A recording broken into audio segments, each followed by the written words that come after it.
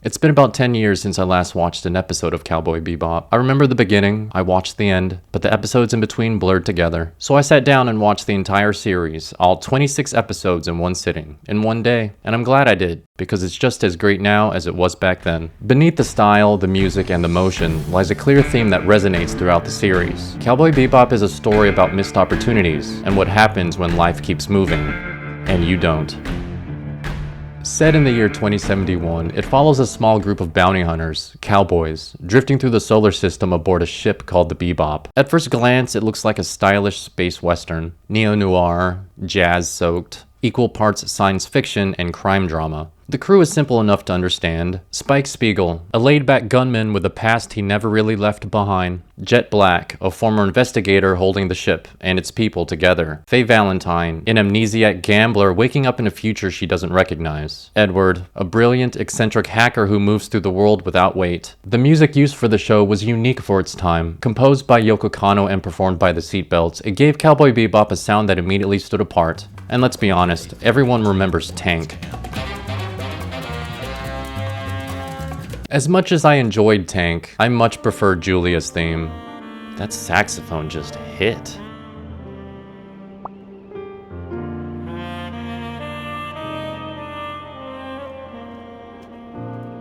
The setting of Cowboy Bebop blends a futuristic sci-fi world with the lawlessness of the Old West and the mood of classic hard-boiled crime films. You get high-tech space travel alongside worn-down cities that feel stuck in another era. Places filled with retro tech, dim lighting, and quiet decay. It's the future, but it doesn't feel clean or new. That atmosphere is reinforced by the jazz and blues soundtrack, giving each location its own rhythm. Light in appearance, heavy in tone. The crew moves constantly across the solar system. Mars becomes their most familiar stop. Crowded, hectic, and impersonal. Ganymede feels calmer, yet isolated. Other locations feel forgotten. Snowy moons, dusty frontier towns, settlements drifting in the asteroid belt. And then there's Earth, once the center of everything, now barely acknowledged. After the Astral Gate incident, Earth becomes largely uninhabitable, a wasteland ignored by the rest of the solar system. Jet has a quote that's worth mentioning: "Nothing good ever comes from Earth." And no one carries that sentiment more clearly than Spike Spiegel.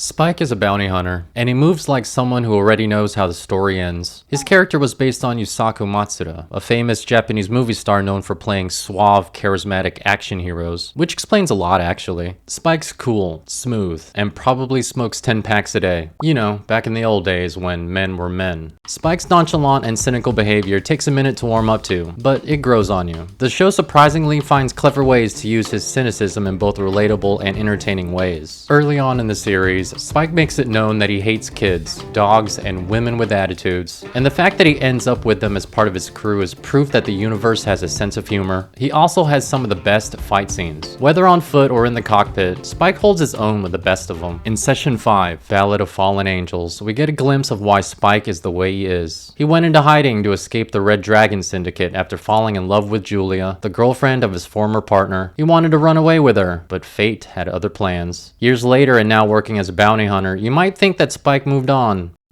Nope. This man is literally saving the galaxy from criminals, and all he thinks about is... That's rough, buddy. But that's Spike, a man living in the past and present at the same time. And while Spike drifts between them, someone else has to keep everything from falling apart. Jet Black may come across as gruff and hardened, but there's far more to him than meets the eye. As a former officer of the Intersolar System Police, Jet still carries a disciplined core and a strong sense of commitment. Maybe a little too much if you ask me. But that's what makes Jet such a strong example of the weary mentor archetype. He's the dad of the group, the anchor. When he's not trimming bonsai trees, he's cooking meals, managing the Bebop's finances, or keeping the ship operational. And somehow the shower is still always broken. I like Jet, but after rewatching the show, sometimes it feels like he gives more than he receives. Spike and Faye do whatever they want, whenever they want, without ever thinking of the consequences. Yeah, I get it. Jet is the symbol of stability, but there's only so much stability one can give before it starts to feel one-sided. That's the thing about Jet though. He doesn't give up on people, no matter how many times they run off without saying goodbye. It's not like Jet had the perfect life either. He was betrayed by his partner, lost his arm, and lost the girl. Look, I get leaving someone because you feel suffocated, but Elisa left a good guy like Jet for some bum. I mean, just look at this guy.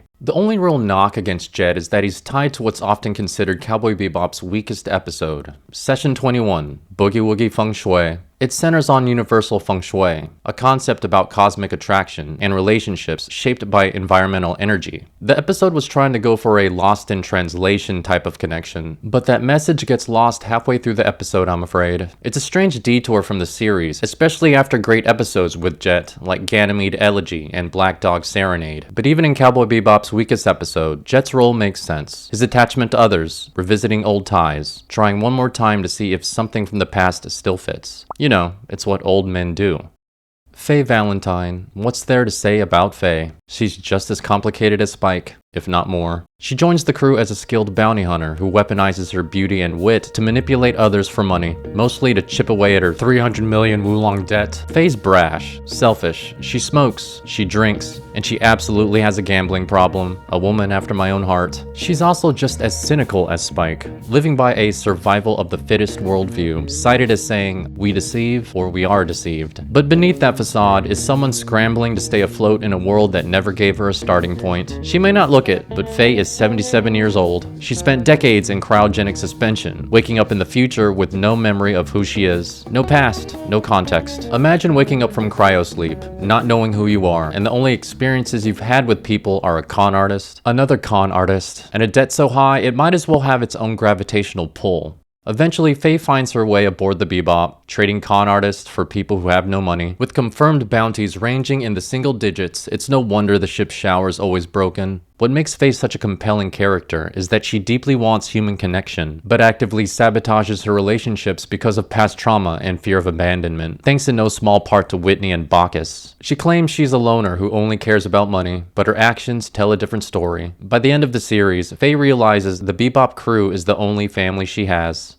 I used to think Ed existed purely for comic relief, which is partially true, but she offers a perspective the rest of the crew can't quite understand. Ed is a free spirit who perfectly rounds out the group, well, her and Ein. She lives with no real sense of direction and lives life the way she wants. Ed is a network genius, a capable chess player, and easily the most unconventional presence on the ship. Her personality is a little bizarre, even by Bebop standards. She moves in ways that feel almost non-human, crawling, rolling, walking on her hands, running on all fours. Out of everyone, Ed is the only one who actively moves forward without looking back. No trauma, no baggage, no clinging. I also never really noticed how close Ed and Faye were until now. Ed is frequently shown to hang around Faye throughout the show. Ed's very impressionable and easily influenced by those she spends time with. Faye is the reason Ed left Earth to join the Bebop. She's also the one who took Ed back to the orphanage for good food. And in the end, Faye is the one who nudges Ed toward where she truly belongs, reminding her that someone out there is waiting for her. Ed didn't think twice about it. She left the crew without really saying goodbye, unless you count that message she drew on the floor. When Ed left the ship, I'm sure it hit home with a lot of people, because it symbolized the beginning of the end. Ed doesn't run away. She knows when it's time to leave.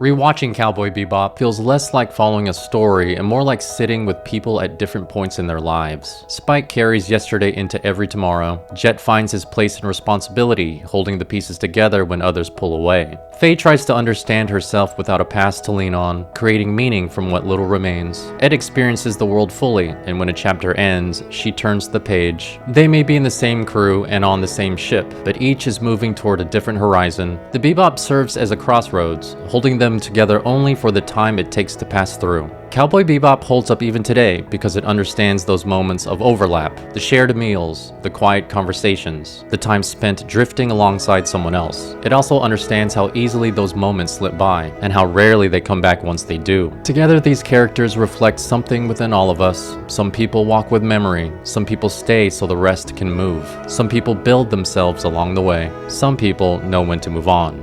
And sometimes, understanding the difference is enough. Thanks for watching, and as always, remember to save your progress. When all is said and done, whatever happens, happens. If you made it to the end of the video, please consider liking and subscribing. It really helps the channel. Thanks.